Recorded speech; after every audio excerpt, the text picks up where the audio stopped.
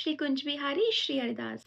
आज एक कॉल आया और कॉल में वो भक्त ने सीधा ये क्वेश्चन पूछा कि हम बहुत कष्ट में हैं, भगवान की पूजा अर्चना करते हैं, लेकिन अब मुझे ऐसा लगने लगा है कि भगवान ने हमारे लिए किया क्या है। फिर मैंने सोचा कि मैं उनको कुछ और तरीके से समझाऊंगी तो ये शायद ये समझे नहीं। फिर मैं 1 मिनट तक उनको बहुत अच्छे से सुनती रही, जो भी उनकी मन की बातें थी जो उन्होंने शेयर करी।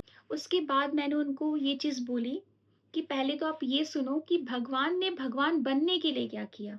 आप सब अपने घर में ठाकुर जी की पूजा करते हो, कोई लड्डू गोपाल जी की पूजा करता है, कोई युगल सरकार की पूजा करता है। लेकिन क्या आपको पता है जो आपके घर में विराजित ठाकुर जी हैं, भगवान ने भगवान बनने के लिए क्या किया। जब कोई मूर्तिकार विग्रह बनाता है तो उस पत्थर पे कितना छैना हथौड़ी चलते हैं। जो तो पत्थर छैना हथौड़ी सह लेता है वो तो विग्रह के रूप में पूजता है, और जो पत्थर छैना हथौड़ी नहीं सह पाता वो फर्श बनाने के काम में आ जाता है, वो इधर उधर पड़ा रहता है या फिर कूड़े में भी चला जाता है। तो जिस पत्थर ने चोट सही वो तो विग्रह के रूप में पूजित हो गया, और जिस पत्थर ने चोट नहीं सही वो कूड़े में चला गया।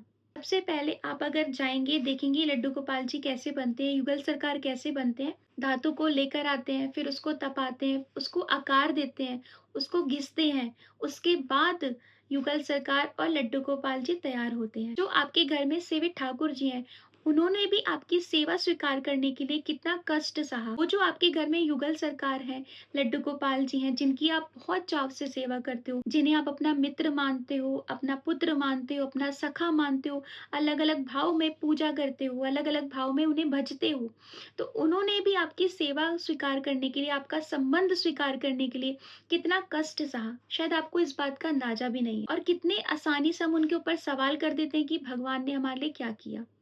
क्या राम जी ने 14 वर्ष का वनवास नहीं सहा? क्या श्री कृष्ण ने अपने माता पिता का वियोग नहीं सहा? गोपियों से, ग्वाल बालों से, सखियों से, क्या भोलेनाथ ने जहर का पान नहीं किया? उस चीज को तो शायद किसी ने नहीं देखा। हमारे ब्रज में ये सवैया गाई जाती है, जब दांत न थे तो दूध दियो। जब एक शिशु जन्म लेता है, उसके दांत नहीं होते, उससे पहले भगवान दूध की व्यवस्था कर देते हैं। दांत दिए तो को अन्न हु देहे, और जब दांत दे देते हैं तो अन्न की व्यवस्था कर देते हैं। जल में, थल में, पशु पक्षिन में सबकी सुधि लेत वो तेरी हूँ लेहे। जिस प्रकार जल में, थल में और पशु पक्षिन में सबकी सुध लेते हैं ठाकुर जी, क्या वो हमारी सुध नहीं लेते? जान को देत अनजान को देत, जो उनको जानता है उनको भी देते हैं, जो उनको नहीं जानता उनको भी ठाकुर जी देते हैं। जहान को देत वो तो को भी दे, रे मनमूरख सोच करे क्यों, सोच करे कछु हाथ न अहे। इसलिए कभी ये सोच के परेशान मत हो ना कि भगवान ने हमारे लिए किया क्या है।